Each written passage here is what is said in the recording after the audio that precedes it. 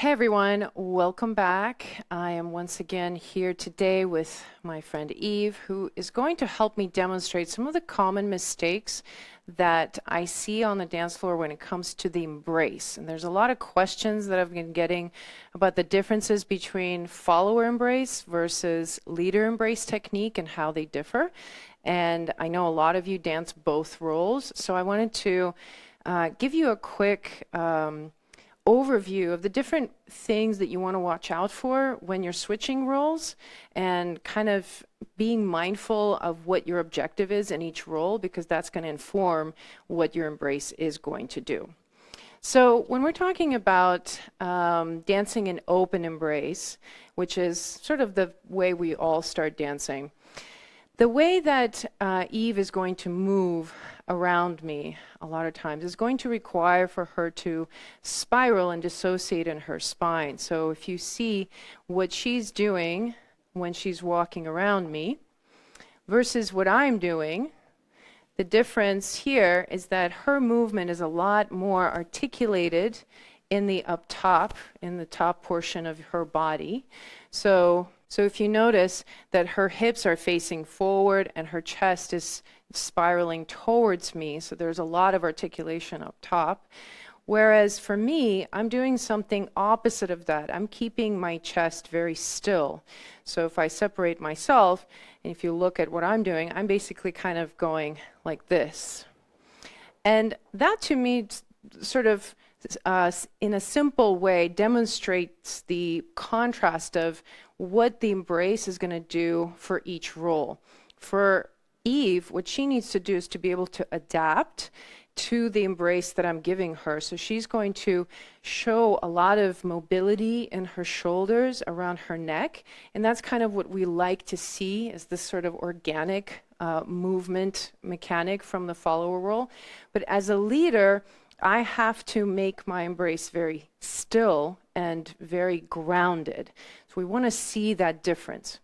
So a common mistake that I see for leaders, new leaders, or female leaders who are just starting to lead and they're transferring from dancing as a follower is they'll dance with a lot of articulation in their upper body. So they're going to be leading a lot with the arms, and you see here how a lot of times I'm facing away from my partner because I'm allowing my arms to go past the range of my spine, and I'm really moving more as a follower would. I'm allowing a lot of articulation in the top portion.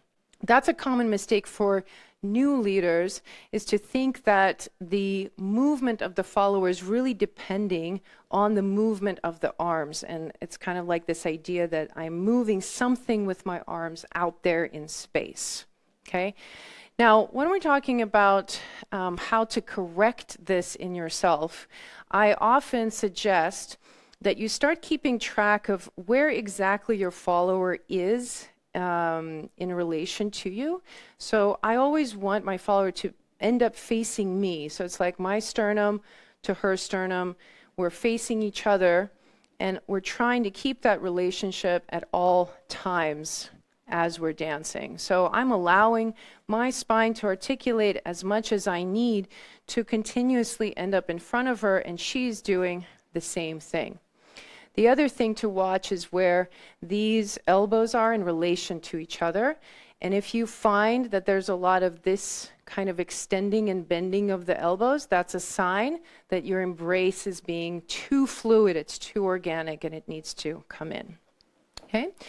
Now, when it comes to following, and a lot of times I hear this from beginner followers who maybe started out as leaders, so leaders who are starting to follow, and they're having trouble recognizing the leader, they're having difficulty really sensing where they're being led. A lot of times it has to do with the fact that the embrace is too stiff. So when you're leading, you have to have your embrace really integrated with your body and moving more of like a monolith style. But when you're following, that has to relax.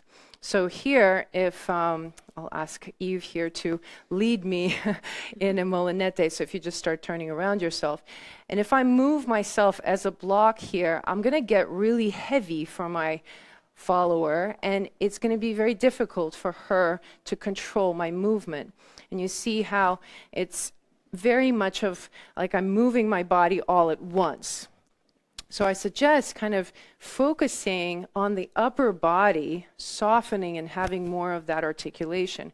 So again, as I begin to move, instead of moving in one block where I'm sort of holding myself facing my partner the whole time, instead I begin to allow the shoulder blades to melt around my spine and to articulate so that I can adapt to the shape of the embrace.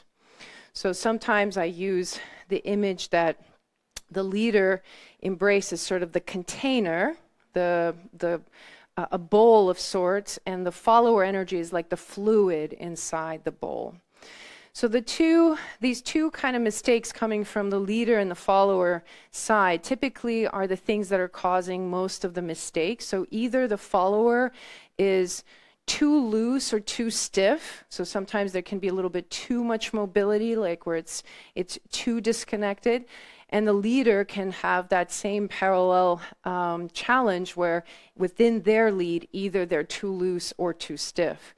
So you want to look at that in yourself, and I suggest making videos and observing those couple of aspects that I pointed out. Is your partner facing you the whole time, and is there bending and straightening of the elbows, and kind of looking at how the partnership actually moves together. So that's an easy way to tell whether the embrace is working correctly or not. So let me know if this is helpful, and if there's other questions that you have about the embrace, whether it's leading or following or things that don't make sense to you, pop them into the comments below, and I'll see you next time. Ciao.